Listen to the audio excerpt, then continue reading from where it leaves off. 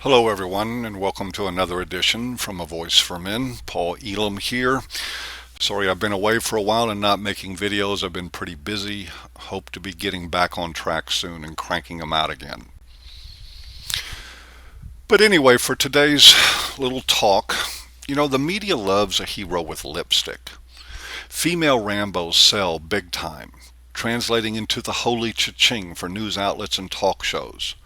Problem is, the media is so eager to exploit the heroics of a hopefully photogenic gun-toting girl that they tend to get carried away with themselves and do silly things.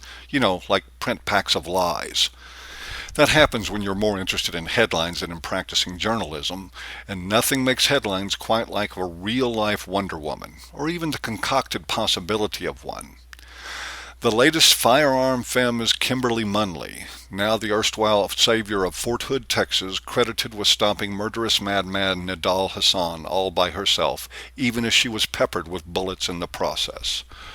According to the military and subsequently regurgitated by the media with little or no investigation, it was like a scene out of Dirty Harry, with Munley playing the role of super cop so well that Clint Eastwood himself would have bowed and handed over his .44 Magnum in red-faced shame. It turns out now that this isn't quite how things happened. Who'd have thunk, eh? The name of the man who actually took Nassan down is Sergeant Mark Todd, a retired soldier working on the Army base as a civilian police officer. He was the one who got the job done and ended the nightmare at Fort Hood. Currently, there's no question of Munley's bravery. She apparently did her job and probably deserves our admiration. Pardon the insertion of words like apparently and probably.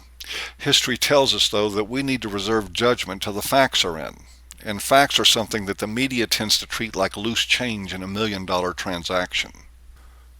But even if Munley's actions ultimately prove exemplary, we need to acknowledge that were it not for the confusion created by the pursuit of a sensational story about heroic women, the headline would have simply read, "Gunman taken down by police," and Sergeant Todd would have been lucky to even have his name mentioned. And now that the hero has been identified as a man, we can watch the media lose interest in that part of the story like a car salesman loses interest in people with bad credit. One could easily view this as a testament to the fact that bravery from men in uniform is commonplace. After all, how many bother to remember the name of the second guy to walk on the moon? We're a culture that remembers firsts. We love the groundbreakers, the top dogs, the Super Bowl winners, and have a collective amnesia about much of anything else. When it comes to an absolute victory by the heroic actions of a woman under fire, we are still awaiting the benchmark event. And in our desperation for it, we're giving the media a pass to create one for us out of thin air. We saw a sadly similar story in the matter of Jessica Lynch, the American soldier who became an iconic figure of the Gulf War via that Hollywood-style propaganda machine also known as the Pentagon. And why? Not because she did anything of military significance, but because the managers of the war recognized that a flesh-and-blood ballerina barbarian was a bonanza of 24-karat PR. And they knew that the story, at least initially, wouldn't face much scrutiny from the media or from an American public that would race mindlessly to embrace whatever they were told. And I specify American because it was an American fabrication. Or as Group Captain Al Lockwood of the British Army said regarding the American and British military handling of the story, "We had two different styles of news media management. I feel fortunate to have been a part of the UK one." Who knows if the British are more patient for their heroine, or if they're just holding out for one of their own. Still, Lynch was such a great opportunity for America that the military reported she had been shot during the firefight that led to her capture, then stabbed and beaten by her captors. None of it was true. Gleefully undeterred by the facts, officials made a short, expertly edited film production of Navy SEALs and Army Rangers converging on and aggressively securing the hospital where Lynch was being held. Rather, where she was being compassionately treated by civilian doctors for injuries she suffered when her vehicle crashed. The problem was that there was no enemy around to pose a threat, or to justify the orchestrated Entebbe-style raid. The enemy had already moved on, leaving Lynch behind to be taken care of at the hospital, a fact it seems that the military was well aware of before going in after her, and a fact that found its way to the cutting room floor before the official story was okayed. It was a story so staged and scripted that you could almost hear the chairman of the Joint Chiefs of Staff shout, "Cut, that's a wrap," after the first news conference about the rescue.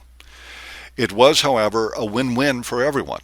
America had its heroine, and the Pentagon had its feel-good moment, an entertaining and uplifting anecdote from the war at a crucial time when support was starting to lag. And it worked for a while in spades, though it left an American public largely ignorant of the fact they had been duped. People seem happy with it, though. Our proclivity to embrace fantasy where it comes to women appears bottomless.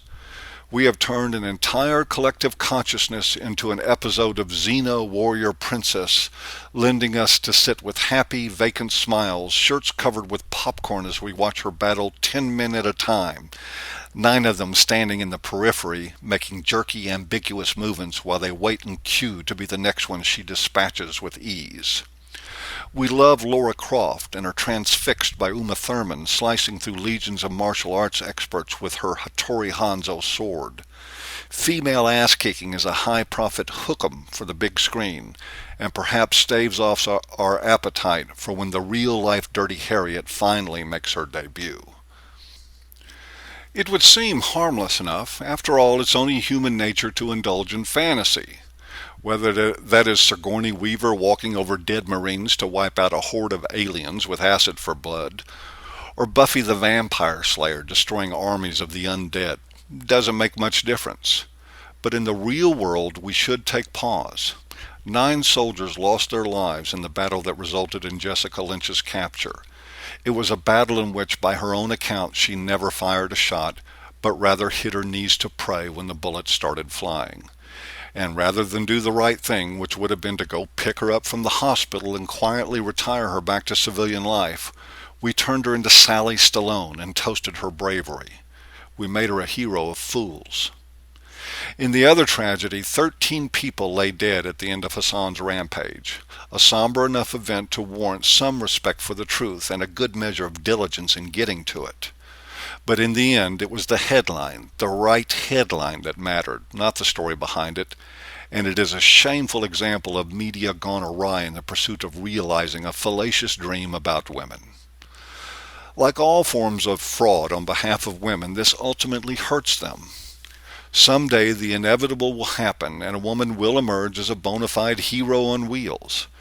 But once the public has been taken through so many more rounds, a la Jessica Lynch and Kimberly Munley, she will only be taken with a grain of salt. And that will be insanely attributed to sexism against women, which the media will gladly and redundantly report. Thanks for joining me for another short episode of A Voice for Men. Hope you've enjoyed, and see you next time.